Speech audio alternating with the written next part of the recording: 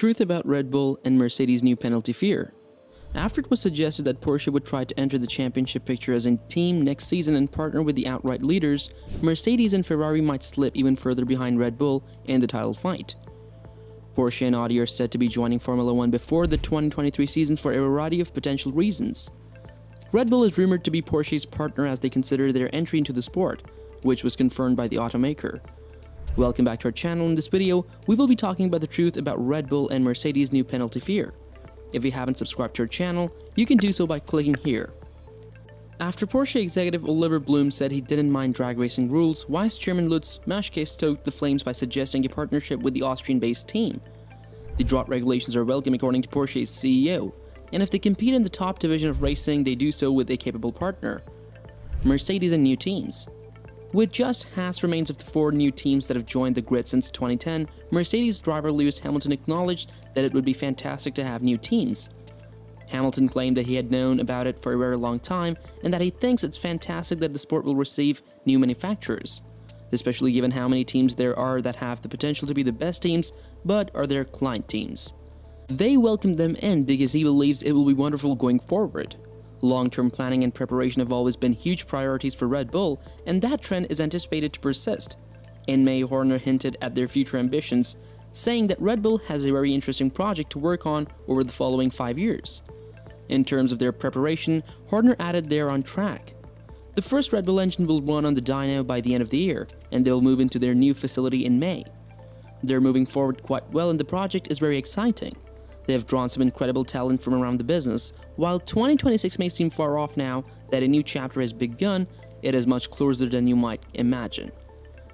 Red Bull and Constructors Championship. Red Bull is presently in first place in the Constructors Championship following an outstanding recent stretch. Additionally, hypothetical cooperation will probably enable them to continuously win the championship following Mercedes' 8-year reign of terror. Red Bull, Ferrari and Mercedes, 3 of the top teams in Formula 1, feel they could face sanctions for exceeding the sport budget cap this year. Christian Horner is pleading with the FIA to take swift action to prevent a world championship in accounting. Although all F1 teams have a spending ceiling of €22,140 million, which is €119 million for 2022, with restrictions on increasing competitiveness, the teams' budgets have come under an anticipated pressure due to a sharp rise in inflation and freight costs. The biggest and most competitive teams in the sport at the time, Red Bull, Ferrari and Mercedes, all insisted that the budget cap would be raised as a result of the force majestic situation. However, many in the grid opposed raising the cap, including Alfa Romeo and Alpine. Horner's perspective. No one could have imagined what was happening in the world and how it was causing inflation in every home worldwide at the time they all agreed on these cutbacks, Horner said. They consider it from Formula 1 perspective, from the perspective of logistics and the perspective of energy costs. And for him, the FIA must take it into account. He continued by saying that since we lack enough levers to open the cap, they have the potential to inflate by force. The same holds for the 7th Formula 1 team as well. He said that there are still 6 months left in the year, that inflation appears to be climbing rather than dropping, and that he was hoping the FIA would start operating shortly. Ferrari's Matthias Binotto concurred with the team owner of his adversary squad and continued that he doesn't think we have the means to stay down. He continued by saying that the regulations have a threshold of 5%, it will be viewed as a minor breach if you do not go over the threshold of 5% over the budget cap. And what constitutes a minor violation here? What penalties will Stewart and the FIA decide upon? Horner continued that what don't want to see is that Formula 1 becomes an accounting world championship rather than a technical or athletic one. Red Bull is going to end up with more employees in our financial department than in our design office. Mercedes and its goals. On the opposite side of the competitors' grid is Mercedes. Smaller clubs are now able to spend the same amount as bigger teams thanks to the cost cap, which was created with a specific goal in mind. There shouldn't be haggling over raising the spending cap each year. This is something that needs to be taken into account because we want to prevent any situation from arising where the big teams are reorganized in a way that would be seriously harmful to the team and the industry as a whole. This is a case of force majeure. There is an exciting war raging in Ukraine and no one could have predicted the effects it has had on the price of electricity. The parties opposed to inflationary adjustments and the groups in favor must reach some sort of agreement. Alfa Romeo's remarks. Alfa Romeo and Alpine are the 2 teams who oppose the combination. We budget for the following year in the same months that other teams do. Additionally, inflation was already around 7% at that time. RPI in England was between 7.1% and 7.2%. The parties may soon stop developing their automobiles, cutting expenses, according to Alfa Romeo's Fred Wassier. He continued by saying that because of our current financial predicament, we would eventually have to stop developing new cars. And he believes anyone can accomplish it. Since inflation is not a subject of force, this is in no way an instance of force majeure. To increase the budget, Horner countered, is not about new parts.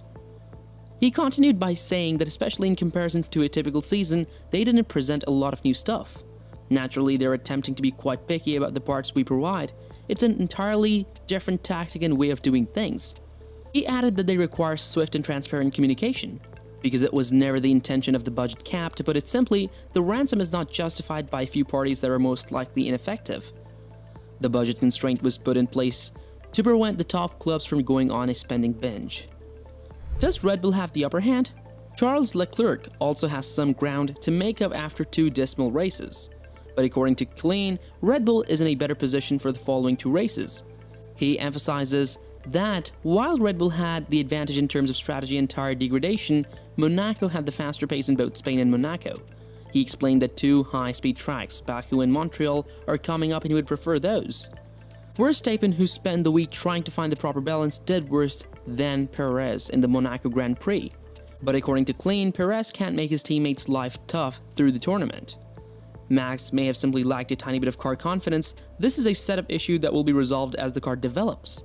He had the Mexican under control in pure speed. Perez and Verstappen. Even though team owner Christian Horner emphasizes that there won't be a first or second driver, Klein believes that ratio will come into play on its own. He believes that despite the contract extension, Perez's 32-year-old Formula 1 career is gradually coming to an end. Red Bull Racing extends Sergio Perez's contract with them through 2024. After it was suggested that Porsche would try to enter the championship picture as a team next season and partner with the outright leaders, Mercedes and Ferrari might slip even further behind Red Bull in the title fight. The future. Porsche and Audi are set to be joining Formula 1 before the 2023 season for a variety of potential reasons. Red Bull is rumored to be Porsche's partner as they consider their entry into the sport, which was confirmed by the automaker. And after Porsche executive Oliver Blume said he didn't mind drag racing rules, Vice Chairman Lutz Maschke stoked the flames by suggesting a partnership with the Austrian-based team. Maschke claimed that if they compete in the top division of racing, they do so with a capable partner. With just Haas remains on the 4 new teams that have joined the grid since 2010, Mercedes driver Lewis Hamilton acknowledged that it would be fantastic to have new teams. Hamilton claimed to have known about it in the past. As you can see, many teams have the potential to be the best teams, but they are our customer teams. He thinks it will be wonderful moving forward, so they welcome them in. He also thinks it will be excellent for the sport to attract more manufacturers. Long-term planning and preparation have always been huge priorities for Red Bull, and that trend is anticipated to persist. In May, Horner hinted at their future ambitions, saying that Red Bull has a very interesting project to work on over the following 5 years. In terms of their preparation, according to Horner, they're on track. The first Red Bull engine will run on the dyno by the end of the year, and they will move into the new facility in May. They're moving forward quite well, and the project is very exciting. Red Bull is presently in first place in the Constructors' Championship following an outstanding recent stretch. That is all for this video. We will be back soon with another informative video. Stay tuned until then.